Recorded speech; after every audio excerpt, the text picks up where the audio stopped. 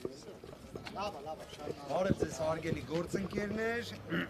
կարող ենք սկսել։ Այո։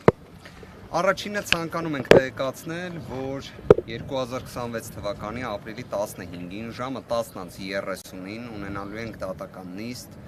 Սամվել Կարապետյանի ակնհայտ ապօրինի քաղաքական քրեական հետապնդման վերաբերյալ չափազանց կարևորում ենք այն հայտարարությունները մեր հայրենակիցների, մեր գործընկերների, նաև հենց ուժեղ Հայաստան կուսակցության անդամների, որ հերթական անգամ իրենց աջակցությունն են ցուցաբերելու,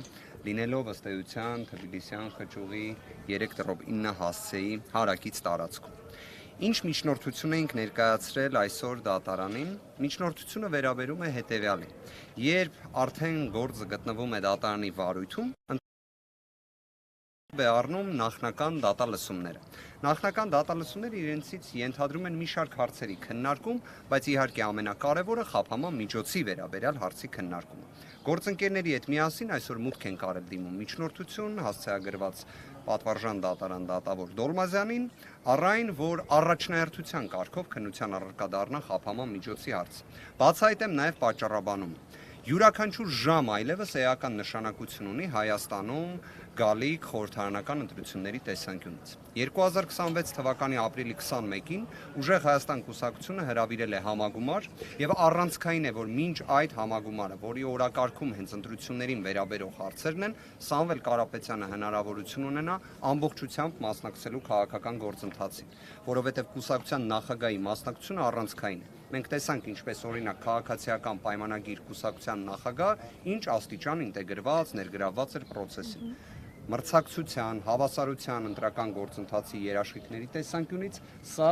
ակնհայտ անհրաժեշտություն է եւ հույս ունենք, որ նշվածը կապահովվի։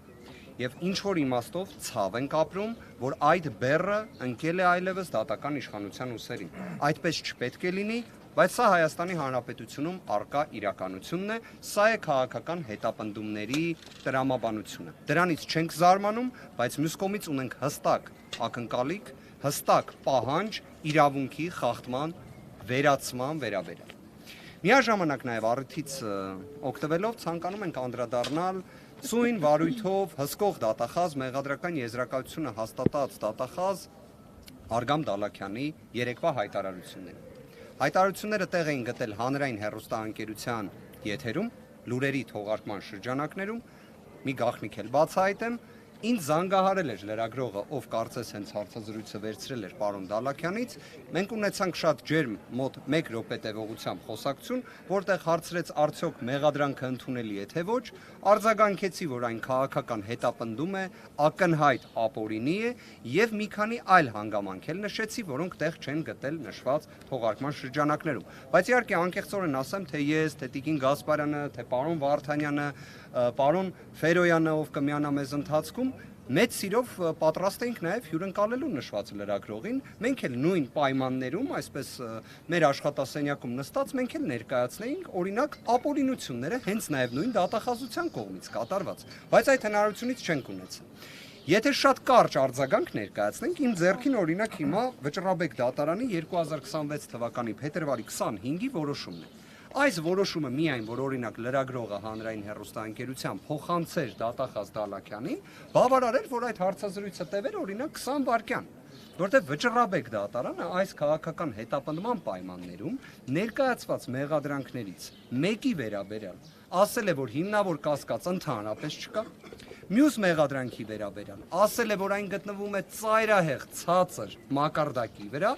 նույնն էլ դե կոչի դրվագի հետ կապված կարծում եմ միայն բոլորի մոտ ժպիտ է առաջանում, որովհետև մեր ձևով կմասնակցենք եկեղեցու պաշտպանությանը հիշեցման կարգով Հայաստանի Հանրապետությունում ըստ քննչական եւ դատախազության մարմինների հանդիսանում է իշխանությունը բռնությամբ սավթելու կոչ։ Հիմա այս 3 մեղադրանքների տեսանկյունից ամփոփելով ընդգծենք մեկի վերաբերյալ Վճռաբեկ դատարանը ասել է գործը կարճեք, դադարեցրեք վարույթը, մի զբաղվեք դրանով, ամոթ է։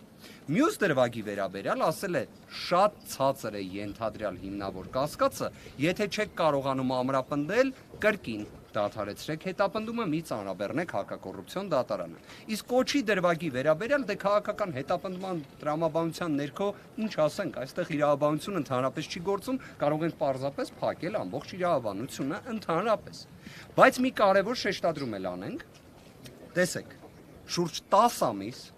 Սամվել Կարապետյանի հետ առնչվող, Սամվել Կարապետյանի հետ չառնչվող, Սամվել Կարապետյանի հետ հիպոթետիկ առնչվող, տիեզերական իմաստով առնչվող կամ չառնչվող բոլոր հնարավոր ամեն ինչ քննելու պայմաններում ներկայացվել է այսպիսի մեղադրանք, որից մեկը ընդհանրապես չի վերաբերում Սամվել Կարապետյանին։ Ընդհանրապես, դա ասում է նաև Վճռաբեկ դատարանը։ Վճռաբեկ դատարանը։ Երկրորդը կրկին չի վերաբերում Սամվել Կարապետյանին, բայց Վճռաբեկ դատարանը քաղաքական հետապնդման տրամաբանության ներքո, բայց միևնույնն է ասել է շատ ցածր մակարդակի վրա է հիմնավոր կասկածը։ Իսկ երրորդը կրկին կոչի դրվագ։ Հիմա այս իրավիճակում, որ պատկերացնեք, որոշակի իմաստով այս ամենը միտեղ ժպիտ է առաջացնում, միտեղ ցավ։ Ցավ ինչ իմաստով, որ հնարավոր է նման տգեղ եւ վիրավորական աբսուրդային քաղաքական հետապնդումներ Հայաստանում։ Եվ մի հատ էլ այդ ամենի նման կերպով լուսաբանում, երբ կան կոնկրետ դատական ակտեր նշվածի վերաբերյալ, որ պատկերացնենք, եթե դատարանը հիմնավոր կասկած չի հաստատում, իսկ այս մեղադրանքների տնտեսական հատվածի վերաբերյալ հիմնավոր կասկածներ չեն հաստատվել օգոստոս ամսին, չեն հաստատվել սեպտեմբեր ամսին, հոկտեմբեր ամսին, նոյեմբեր ամսին, դեկտեմբեր ամսին, ընդհուպ մինչև մարտ ամսին։ Իդեպ այն նույն դատախազը, ով երեք ներկայացնում էր նշված դրվագների վերաբերյալ իր կարծիքը, ինքը հիմնավոր կասկածի բացակայության վերաբերյալ որոշումը նույնիսկ չի բողոքարկել։ Չի բողոքարկել, այսինքն ինքը ընդունել է, որ այդ միջնորդությունը Սամվել Կարապետյանի իբրև այդ մեղադրանքներին առնչության վերաբերյալ չի հաստատվում։ Ինքը բողոք չի ներկայացրել, բայց ինքը դրա մեղադրական եզրակացություն է հաստատել։ Ես խնդրեմ գործընկերներս շարունակեն, այնուհետև մի քանի շեշտադրում եւս կա։